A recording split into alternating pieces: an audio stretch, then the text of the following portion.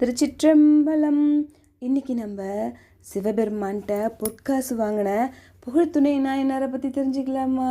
செருவள்ளிபுத்தூர் அப்படின்ற ஒரு ஊரில் ஆதிசைவ அந்தணர் குலத்தை சேர்ந்த புகழ்துணை நாயனார் அவர் இந்த பிறப்பெடுத்ததே சிவபெருமானுக்கு பூஜை பண்ணி நற்கதி அடையதான் அப்படின்னு அவ்வளோ உறுதியாக இருக்கார்.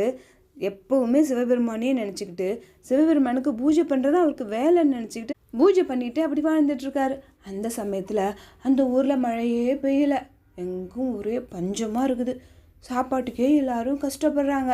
அதனால் என்ன பண்ணுறாங்கன்னா, சரி நம்ம இந்த ஊரை விட்டுட்டு நம்ம வேறு ஊருக்கு போய் பஞ்சம் பிழைக்கலாம் அப்படின்ட்டு அந்த ஊரில் இருக்க மக்கள்லாம் கொஞ்சம் கொஞ்சமாக கிளம்புறாங்க.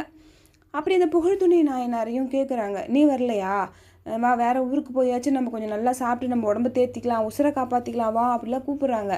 ஆனால் புகழ்துணை நாயனார், நான் போயிட்டா சிவபெருமானுக்கு யார் சாப்பாடு கொடுப்பா, யார் பூஜை பண்ணுவா, அதனால் நான் வரமாட்டேன், நான் இங்கே தான் இருப்பேன் அப்படின்னு சொல்கிறாரு.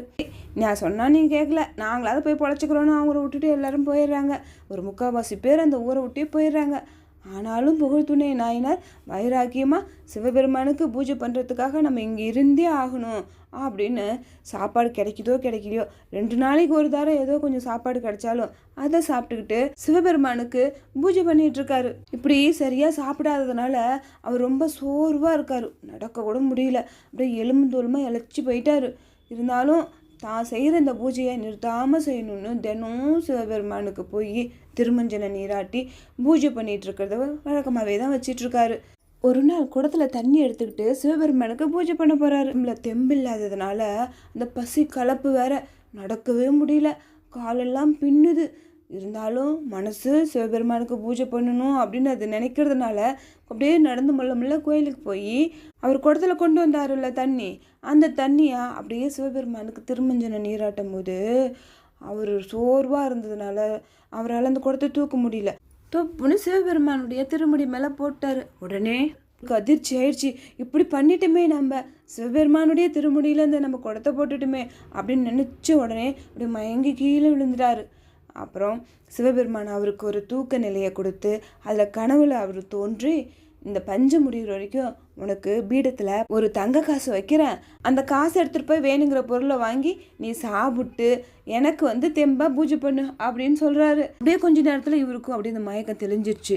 அப்புறம் எழுந்திருச்சு, சிவபெருமானே என்னை மன்னிச்சிருங்க, தெரியாமல் தவறிக்கோட உங்கள் தலை மேலே விழுந்துருச்சு, என்னை மன்னிச்சிருங்கன்னு மன்னிப்பு கேட்டுட்டு பார்த்தா அங்கே இருக்கிற பீடத்தில் ஒரு பொற்காசு இருக்குது. இறைவா, நீ சொன்ன மாதிரியே எனக்கு பொற்காசு கொடுத்துட்டியே, உன் கருணையே கருணை அப்படின்னு அந்த பொற்காசை எடுத்துகிட்டு போய் கடையில் கொடுத்து வேணுங்கிற பொருளை வாங்கி சிவபெருமானுக்கு பிரசாதம் செஞ்சு நிவேதனம் பண்ணிட்டு அவரும் சாப்பிட்டு அங்கே இருக்கவங்க எல்லாத்துக்கும் சாப்பாடு கொடுத்தாரு. இப்படியே தினம் சிவபெருமானுக்கு பூஜை பண்ணி நிறையா பேத்துக்கு அந்த பொற்காசு மூலயமா சாப்பாடு கொடுத்துட்டு அப்படி வாழ்ந்துட்டு இருந்த புகழ்துணை நாயனார் அவரோட வாழ்வின் கடைசியாக ஆவணி மாதம் ஆயில்ய நட்சத்திரத்து அன்னைக்கு சிவபெருமான்கிட்ட போய் சேர்ந்துட்டாரு.